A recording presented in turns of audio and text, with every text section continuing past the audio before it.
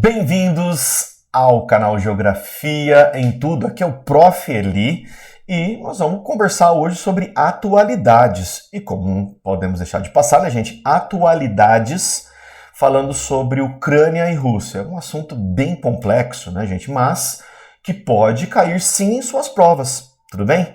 Bem-vindo, bem-vinda, meus alunos do presencial, bem-vindo, alunos do mundo virtual, bem-vindos, concurseiros, bem-vindos quem ama geografia, bem-vindos, meus amigos e as minhas amigas. Pô, valeu, gente, pelo carinho e tudo aí. Obrigado mesmo, tá bom, gente? Então, quando nós falamos de atualidades, primeiro ponto que eu tenho que chamar a atenção, gente, tá?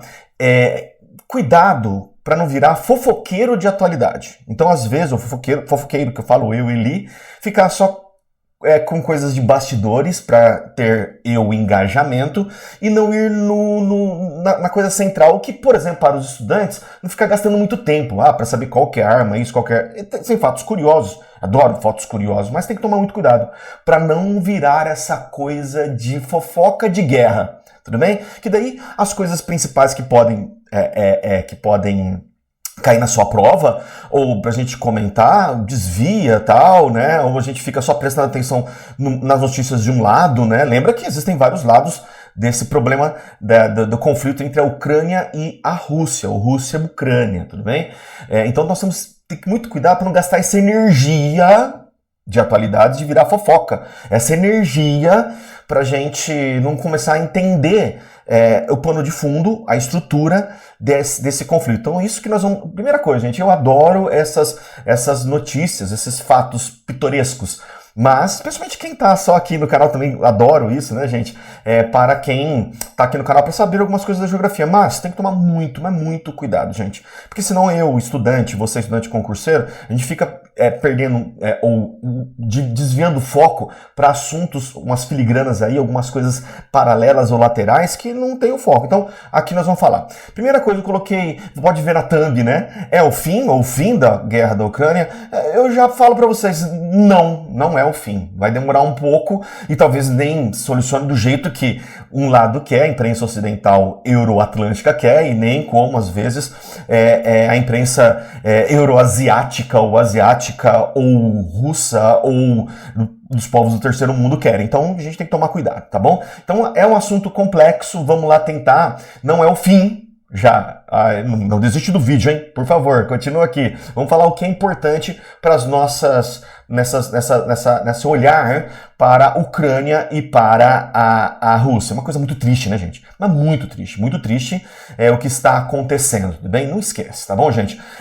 Quero primeiro mostrar para vocês um mapinha para a gente ter essas considerações do que realmente pode ser relevante para nossas provas. Eu quero primeiro contextualizar isso com alguns mapinhas. Isso é mega importante para nós. Dá uma olhada, gente. Olha o tamanho da Rússia. A Rússia, gente, não esquece. É o maior país do mundo, 17 milhões de quilômetros quadrados. Lembra que quando tinha a União Soviética eram 22 milhões de quadrados. Brasil, como comparação, 8 milhões e meio. E a Ucrânia também é um grande país. A Ucrânia também é um grande país dentro da Europa. Lembra que até a Rússia ela é euroasiática. Uma parte da população mora na parte europeia, mas a Ucrânia ela está dentro da Europa. E a Ucrânia, gente, já falando dessa coisa aí dos aspectos geográficos, a Ucrânia tem uma mega importância, porque, opa, ele melhora esse mapa aí pra gente ver, né, Eli? Tá louco, parece que você tá na lousa. Melhora aí, cara. Já vou melhorar agora, gente, pra vocês, ó, que top. E daí, gente, quando a gente fala da Ucrânia, a geografia dela, eu lembro, gente, quando eu dava aula de geografia sem aparecer tanto esses detalhes, né? Falava assim, pô, a Ucrânia, grande produtora de ferro, grande produtora de trigo, tem o solo Chernozion, não esquece, pode cair no vestibular isso, solo Chernozion, solo negro, né? Que vem da putrefação das estepes, que daí vem o gelo e depois joga isso pro solo e incorporam os solos mais férteis do mundo, se não o mais fértil. Lembra que tanto que esse problema aí da Ucrânia e da Rússia, tem problema aí no envio de trigo pro mundo inteiro. Toma cuidado. Semente de girassol também, olha, gente, várias coisinhas. Então eu ensinava isso. Aí outra coisa, que passa muito gás, muito oleodutos e gasodutos vindo da Rússia para a Europa. Então era isso que a gente falava de geografia. E lembra que são estepes, planícies, é um lugar de rota entre a Europa ocidental e também as partes mais de planície Da Rússia, então é uma área de transição. Marca isso, uma área de transição, né? Então, isso que a gente ensinava. E a Rússia, a Ucrânia é enorme, e a Rússia maior ainda, tá bom? Outra coisa, quando você vai na faculdade de geografia e tem aula de geopolítica, tem um geopolítico, um teórico de geopolítica lá atrás, no início do século XX, chamado Harold Mackinder. Esse Harold Mackinder falava o seguinte: olha, gente, essa parte da Euroásia é chamada de Heartland, ou a terra do coração, coração-terra, ou também chamado pivô, área pivô. Então, quem dominar esse bloco de massa de continente, dificilmente vai perder uma guerra, vai ser dominado. Opa, grande parte do Heartland, não estamos discutindo agora a teoria do Mackinder, né, mas grande parte do Heartland, lá, olha só, os teóricos lá da geopolítica lá atrás. O Mackinder é um geógrafo também, né? Geopolítico e geógrafo. Falava assim, ó, grande parte da Heartland é a Rússia. É a Rússia, gente. Então, por vezes, durante o século XX inteiro, vários outros teóricos de geopolítica falavam o seguinte: é interessante repartir a Rússia, fragmentar a Rússia. Mas, gente, lembra que a Rússia é uma coisa assim, é um império antigo, né, muito antigo, muito robusto, né, e tem as suas peculiaridades geográficas, muito difícil você acessar o território russo.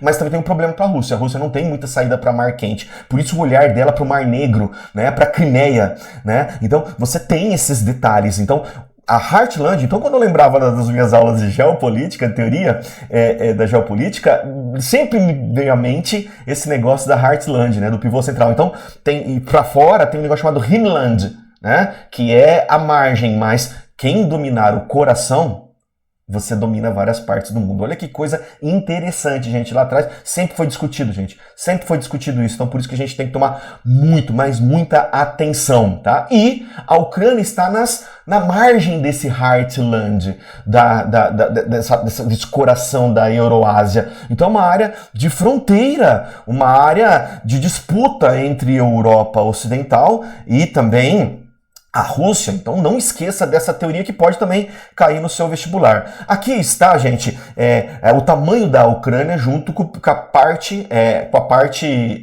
ocidental ou europeia da Rússia. Então Rússia e Ucrânia, né? Então aí a movimentação das tropas todas, né? Então nós temos mais de 200 mil soldados ucranianos, mais 190 mil soldados estacionados para o lado desse conflito, né? Então, dá uma olhada, a Ucrânia também tem uma fronteira enorme com Romênia, a Ucrânia tem uma fronteira enorme com a Bielorrússia, que é super pró-Rússia, Bielorrússia, governo super pró-Rússia, Bielorrússia, tá, gente? E também nós temos a Polônia. Aí a Polônia é mais europeia, lembra, gente? OTAN, faz parte da OTAN, é mais europeia, mas lembra que também, gente, na época da Guerra Fria... Opa, falei Guerra Fria. Falando de Guerra Fria, cuidado, gente. Lembra que nós tivemos dois grupos militares. A OTAN, Organização do Tratado do Atlântico Norte, na Guerra Fria, e depois o Pacto de Varsóvia. Quer dizer, um lado euro-americano, euro-atlântico, para defesa mútua, e depois o Pacto de Varsóvia, um projeto militar. Hoje que existe, pós-fim da Guerra Fria, hoje tem a OTAN, que também fica mandando bedelho para todo quanto é lado também, né, gente? Então tem que tomar muito cuidado quando a gente fala essa configuração. Mas olha a geografia da Ucrânia. Então a geografia da Ucrânia é uma geografia de transação, de passagem para o mundo russo e o mundo da Europa Ocidental. Isso aí, gente, já vai criar uma série de complexidades, uma série de olhares específicos para isso, tá bom? Aí nós temos aí a ocupação onde está a população russa, que pode ver para o lado russo, já coloca esse mapa. Já pega esse mapa na cabeça, que isso que pode cair no vestibular. Eu acho que a minha grande dedução ou aposta é esse mapa aí, que tem mostra a configuração da Ucrânia, que tem no seu lado, gente, leste, por estar mais próxima à Rússia, nós temos aí a maior população pró-Rússia, que fala o idioma russo, né? Os dois idiomas, o ucraniano e o russo, são idiomas vindo do tronco eslavo. Então, ele se entende. Eu vou fazer uma coisa bem de grosso modo, gente. É como se eu estivesse falando português e português da Galícia, português um português de Portugal, Brasil português de Portugal, no máximo um português e o espanhol. Olha, gente, então eles se entendem muito assim, mas eu tenho a opção por na minha soberania linguística, né, a Ucrânia, tudo bem? Então esse mapa aí, dá uma olhada, todos os territórios que estão próximos à Rússia são mais pró-Rússia, são pró-Rússia, tudo bem? Então nós temos que ver isso.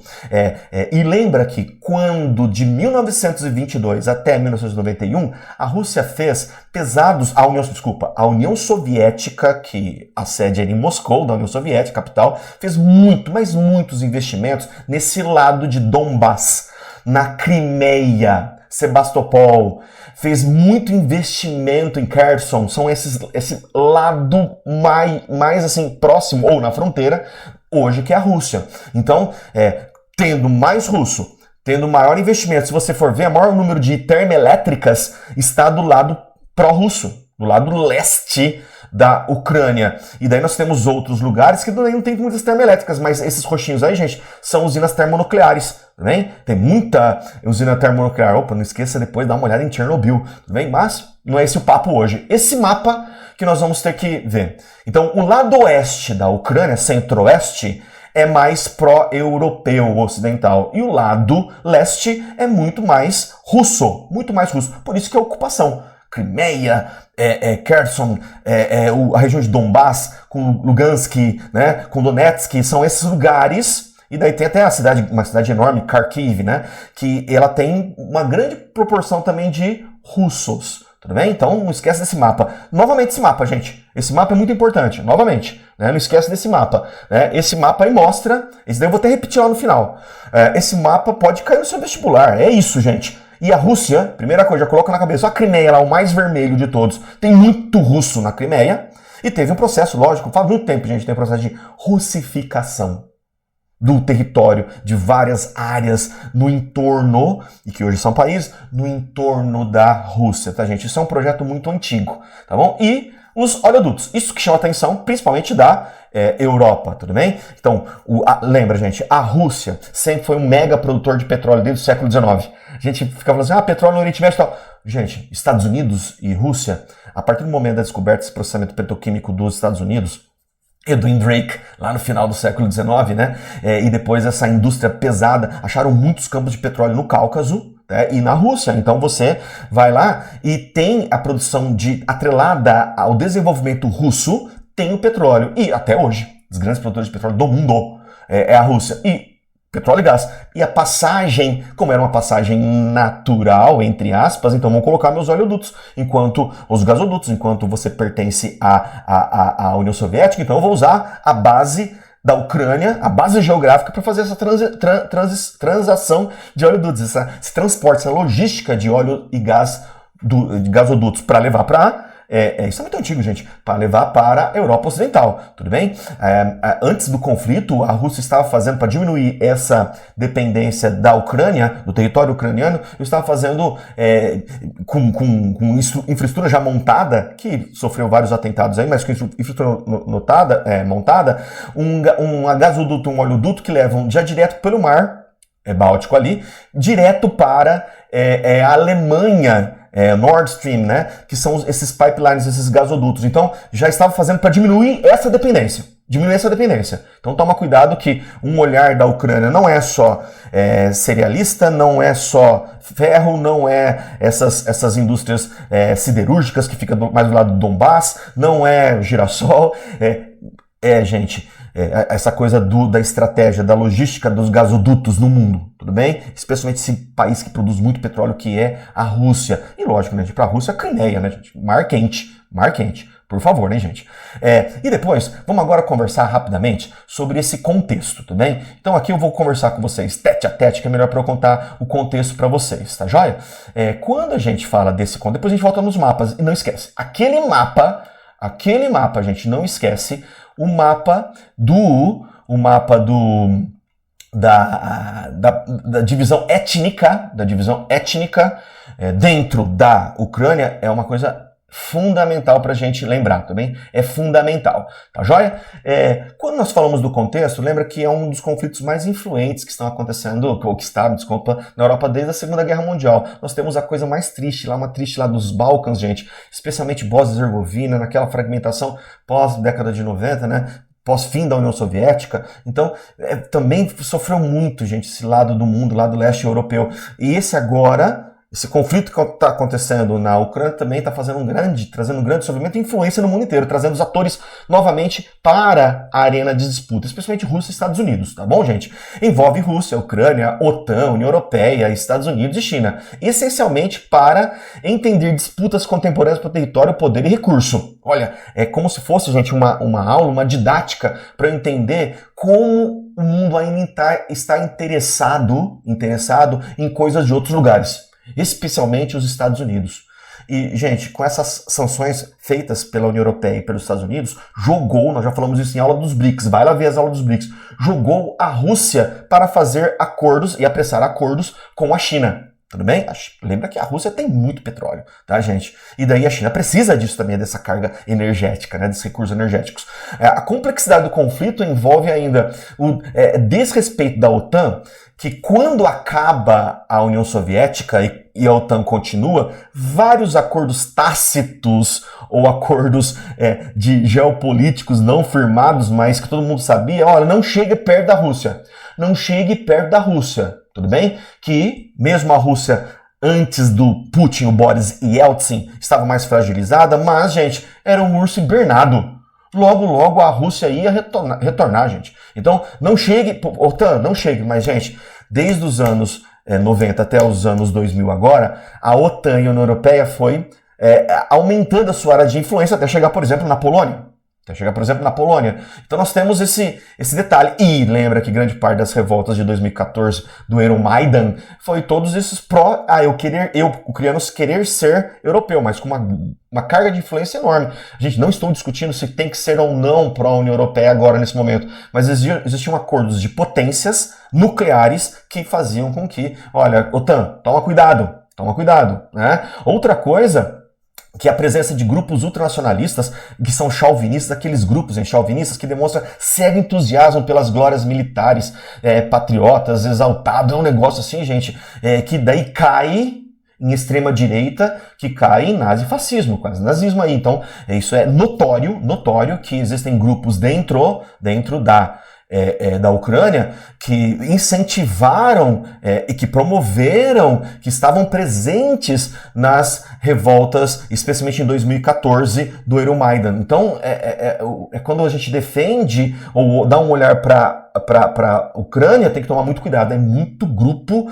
de extrema-direita nazista que está com a presença, gente. Esses grupos estão com a presença, se atrelam às vezes a esse chauvinismo militar de glória da Ucrânia, ou ultranacionalismo, estão presentes, gente, esses grupos desde da Segunda Guerra Mundial pra frente. Tem que tomar muito cuidado, gente, mas muito cuidado, tá bom? Outra coisa que acontece, né, é essa coisa assim do caráter autocrático do Putin. Então, nós estamos colocando aí, tem o caráter autocrático do Putin. Putin, quando entra no final dos início dos anos 2000 até agora, gente, ele vai, volta, agora tem uma constituição que apoia ele ficar para sempre. Antigamente ele tinha um ator político chamado Medvedev, né, que ele virava presidente e o outro virava primeiro-ministro, virava presidente. Agora não, agora a constituição já dá garantias para ele, a Constituição russa dá garantias para ele. Então, é um negócio interessante, a gente tem que tomar muito cuidado e olhar esse conflito com o seu grau de complexidade. É um grau de complexidade enorme, tudo bem? Um pouquinho de história, gente. Essa região da Ucrânia é uma região de berço da civilização eslava. Uma coisa interessante, é um berço,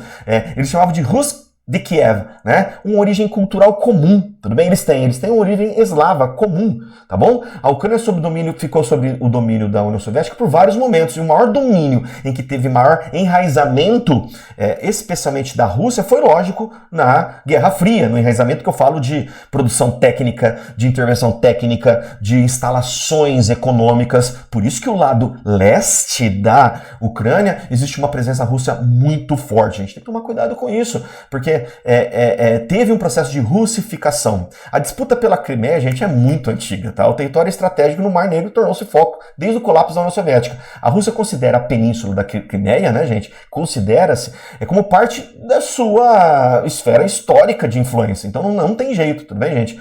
Enquanto a Ucrânia defende a soberania sobre a região. Gente, nós vamos ver, vai ter um slide que fala assim, que a Rússia não vai entregar, não vai voltar a Crimeia. Após o Euromaidan, lembra que a Rússia foi lá e tomou a Crimeia. Fez lá um plebiscito e tal, e tomou a Crimeia. Hoje é uma parte da Rússia oficializada, lógico, pelo olhar do Putin. Em vários momentos históricos, líderes russos promoveram, né, a política de russificação. Nós temos o Alexandre III, depois nós temos, colocaram lá, em 1881 a 1894, impôs a língua e a cultura russa sobre os povos bálticos e ucranianos. Nicolau II, né? Nós também temos esse processo de russificação. E depois, gente, nós temos aí dentro da Guerra Fria vários estadistas, desde o Stalin, né? Passando por todos os outros, que teve esse processo de investimento pesado em infraestrutura e de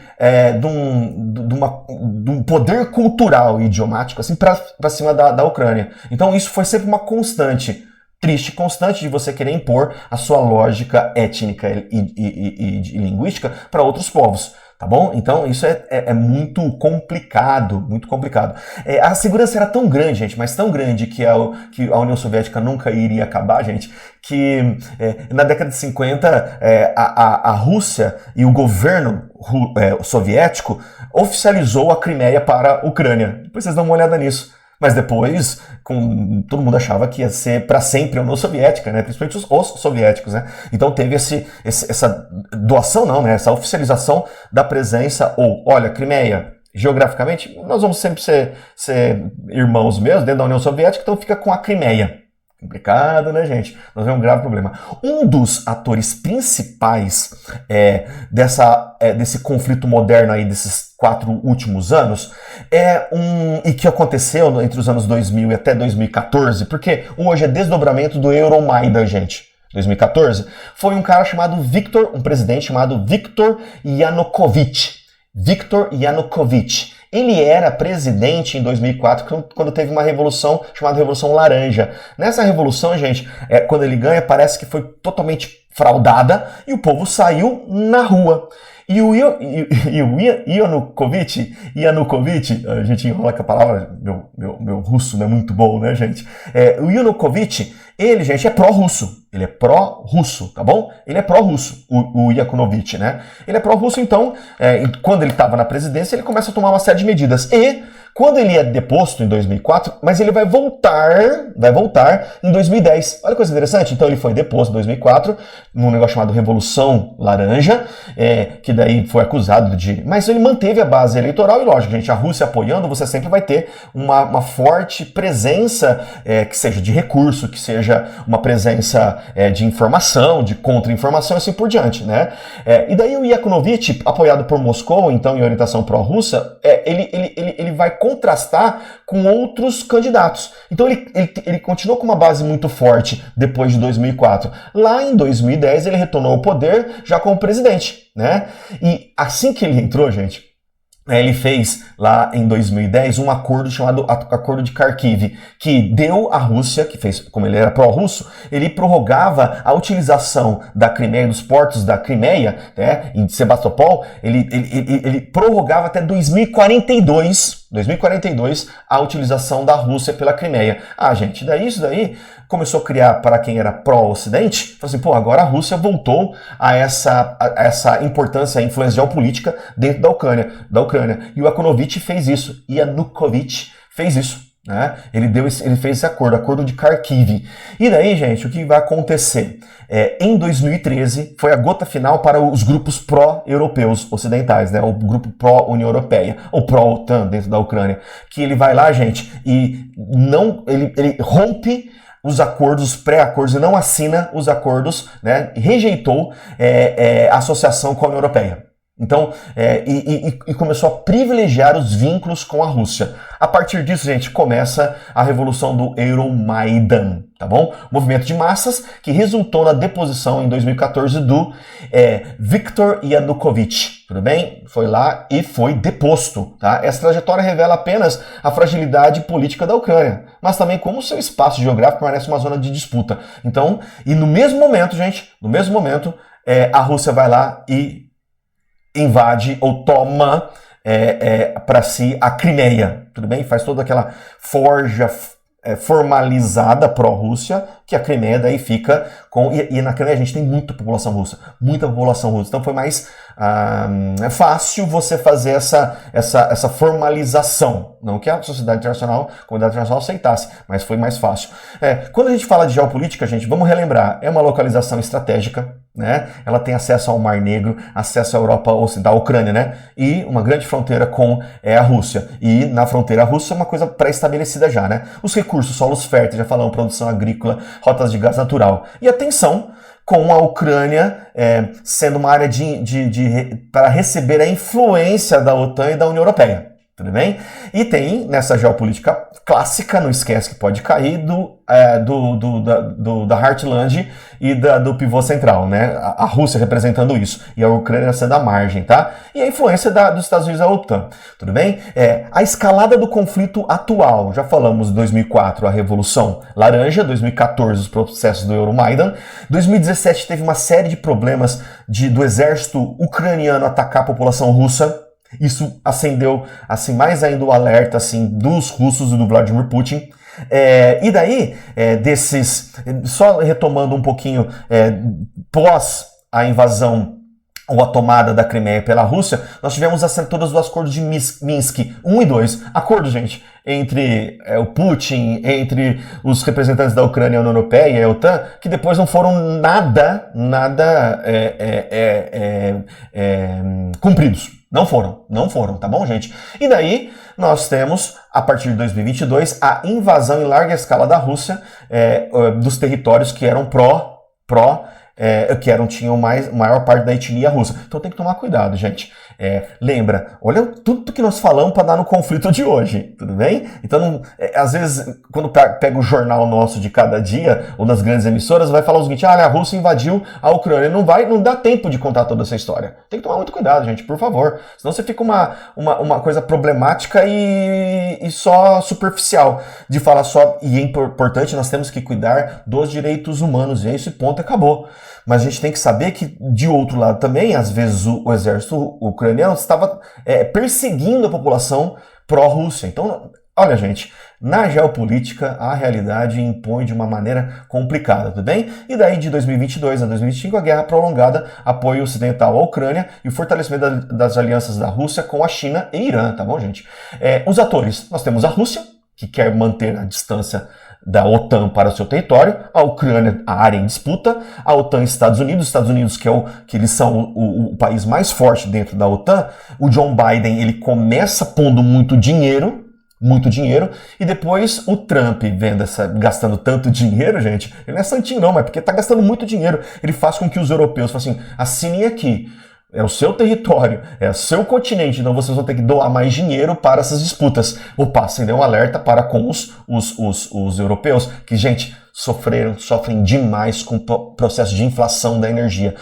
Energia cara, o gás não vindo, ou vindo mais caro, petróleo vindo mais caro, e vou ter que arranjar em outros lugares. Gente, inflação Espanha, inflação Portugal, inflação pesada na Alemanha que os caras nunca tinham visto, que esses países nunca tinham visto. Também, gente, estava tudo sob controle, né? Europa, países enfrentam graves problemas econômicos devido à carência do gás e petróleo. Então trouxe esses inúmeros desafios. As consequências, gente, consequências humanitárias, por exemplo, a Rússia se tornou, são mais de 8 milhões de pessoas movimentando dentro do seu território e fora do seu território. Um monte de gente indo para a Polônia, tá? Assiste, por favor, a aula de atualidades de refugiados. A Ucrânia é um desses alertas da ACNUR, né? Do Alto Comissariado das Nações Unidas para Refugiados. Toma cuidado que tem uma movimentação muito forte lá e triste, né, gente? Triste pra caramba, muito triste, tá? Então, esses refugiados. E destruição urbana, né, gente? Reconstruir, gente, as coisas urbanas, nossa, coisa complicada demais, gente, demais.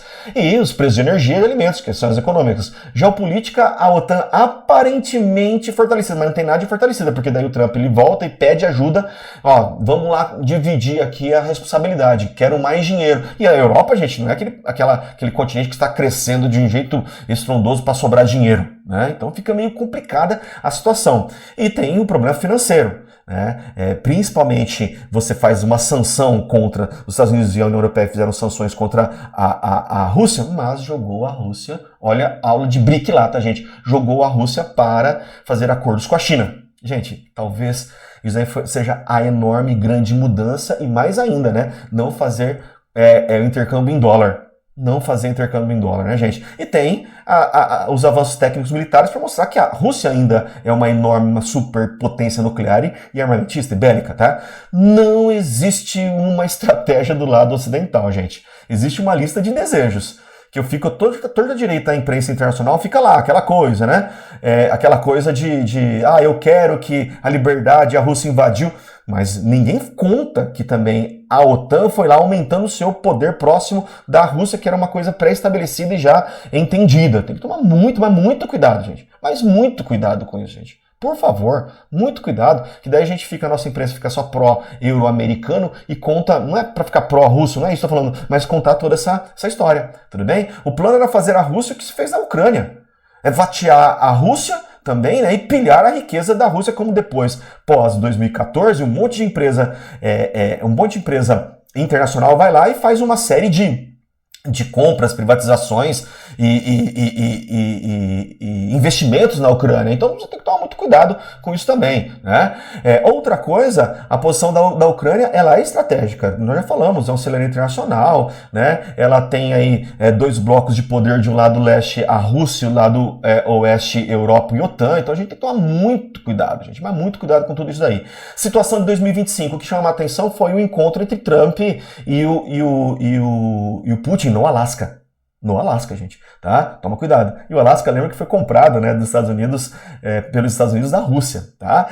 Um conflito de desgaste e avanços militares decisivos, especialmente do lado russo. Percepção evidente que a Rússia controla a situação. Gente, a Ucrânia não consegue mais com o Zelensky arrecadar tanto dinheiro, gente. Uma figura muito controversa, o Zelensky, né? Não consegue mais arrecadar dinheiro, não tem condição. Ninguém vai querer estar entrando na guerra para sofrer e gastar tanto esse dinheiro. Isso principalmente por causa do lado humano, né? Crimeia permanece a questão central nas negociações e a Rússia não vai devolver. Linha de frente estabilizada contra trincheiras e bombardeio. Então aquela área de Donbass, Donetsk, Luhansk, Kherson ou Crimeia, gente, aquilo lá já está tomado posse pela Rússia. Tá? Surgiram tentativas de negociação, incluindo o acordo de propósito de paz promovido por Donald Trump. E o encontro lá na Alasca, bom de falar, que busca pressionar a Rússia e a Ucrânia por um cessar-fogo. Né? Mas só que tem um grave problema no método Trump, né, gente? Marcado por discursos dúbios, arrogantes, belicosos, mandando que a Rússia, se não tomar a decisão, não vai sofrer consequências. E não vai nada, gente, porque a Rússia é uma potência. Nós esquecemos isso. Nos nossos jornais a gente não fala que a Rússia é uma potência nuclear, gente. Não é questão de valor moral ou moralismo, é uma potência que o Trump não pode atuar desse jeito, tanto é que chamou com tapete vermelho para se reunir no Alasca. Além disso, evidencia a visível fragilidade militar, econômica e política de líderes europeus, que acabam reféns das decisões do Trump. Uma vergonha, gente, os líderes europeus ficaram reféns da decisão do Trump, que manda na OTAN. Tudo bem? Do que o Putin não abrirá mão, gente. Vamos terminar. Da Crimeia, não vai abrir mão. Da influência no Donbass, manutenção da autonomia do controle sobre Donetsk e Lugansk, ou Luhansk. Da Crimeia, porque 99% da região da Crimeia, da população é pró-Rússia. Tudo bem? De Donetsk e de Kherson. Gente, é uma zona de segurança para a Rússia. Um reconhecimento internacional busca legitimar conquista territorial. É isso que o Putin está botando na mesa. Trump, fica tranquilo. Acontece isso. Eu já estou lá nessa parte. Aconteceu isso. Isso ainda, gente, não estou falando do bem ou mal, isso aqui. Estou falando que é um fato que a Rússia já está nessa área. E a preservação, principalmente dele. De novo, gente, é um oligarca, dirige o país com mão de ferro, ele é ultra-reacionário, persegue população, LGBTQIA+, persegue dentro da Rússia. Ele se aliou com os ortodoxos, cristãos ortodoxos. Tá bom? Então, bonzinho, né? Bonzinho, né? Então, complicado. Para se pensar. Tudo bem, gente? Vamos pensar. A sequência parece sempre se repetir, gente. Olha, gente, aconteceu bastante isso, dá pra ver o que aconteceu na Primavera Árabe, nos movimentos no Brasil em 2013 até o impeachment da Dilma, no Lava Jato, né? E aconteceu também na Euromaidan. É sempre assim, começa com uma satisfação hiperlegítima da população. Tem uma mobilização de rua. E acontece mesmo, a gente tem que ler todos os partidos, gente. Todos os partidos, principalmente os progressistas, têm que olhar que existem base material que não podem se ruir com a população. Casa, comida, cara, tem que tomar muito cuidado com isso, fazer um projeto de país. Narrativa depois vem da corrupção, sempre a corrupção, gente. Vocês são corruptos, então os de fora são limpinhos. Todos aconteceram isso, gente. E daí tem grupos que são cooptados aqui dentro e lá também, e assim por diante. E se junta às vezes com a pior coisa do mundo, que é a extrema-direita nazi-faço, ou nazi-fascista. Isso é complicado. Reformas liberais.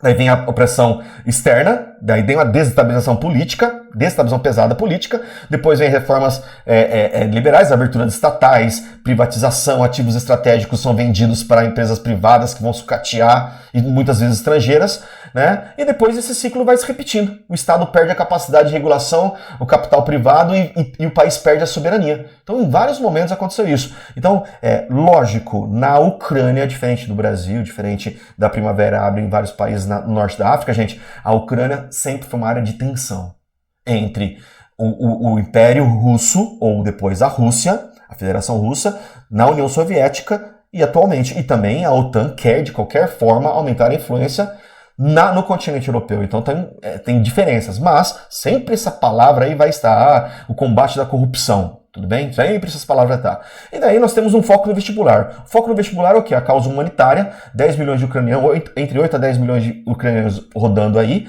né, no próprio país e fora, 350 mil pessoas mortas entre soldados russos e ucranianos, a expansão da OTAN e a importância territorial da Ucrânia, pode cair no vestibular, mas mesmo assim tem a rivalidade, né? Tem o antagonismo da Rússia. A consequência é uma crise energética, onde deu uma inflação danada na Europa inteira. E nós temos aí a Rússia voltando, conjuntamente com a China, a fazer um polo de disputa contra os Estados Unidos, que ainda já está sofrendo uma série de problemas, e forma a importância do espaço geográfico das fronteiras. A geografia ajuda a compreender não apenas o onde, mas principalmente o porquê. Tudo bem, gente? É o fim da guerra? Não. Não é o fim da guerra. Talvez tenha o cessar-fogo, a paz, mas o conflito continua, porque nós temos que estabelecer esses acordos. Será que a comunidade internacional vai reconhecer, gente? Será que a comunidade internacional vai reconhecer as fronteiras do leste da Ucrânia? Será? Né, ou estão ocupadas pela Rússia? Esse é o grande detalhe. De novo, vestibulandos lindos, maravilhosos do meu Brasil, ou concurseiros, cuidado. Não, enfim, não é, mas toma cuidado com esse mapinha. Talvez esse mapinha que vai cair, que mostra porque da ocupação da Rússia, porque da Rússia não querer entregar, e uma grande parte da Ucrânia é pró-europeia. Por favor, gente, estudem bastante. Vamos lá, cuidado, como eu falei pra vocês, cuidado com, às vezes, você olhar tanta fofoca de arma, fofoca de todas as coisas. O conflito é complexo. Aqui nós não fizemos nenhum juízo de valor, estamos falando de alguns fatos, tudo bem? Muito obrigado, gente, por participar do canal de Geografia em Tudo. Um beijo e até mais, gente. Grande beijão. Professor Eligel sempre aqui no canal nas atualidades. Não esquece de ver também as outras atualidades, tá bom? Veja do Oriente Médio aí, veja dos refugiados, dos BRICS, do tarifaço, veja todas essas atualidades, tá bom, gente? Um beijão do professor Eligel. Valeu!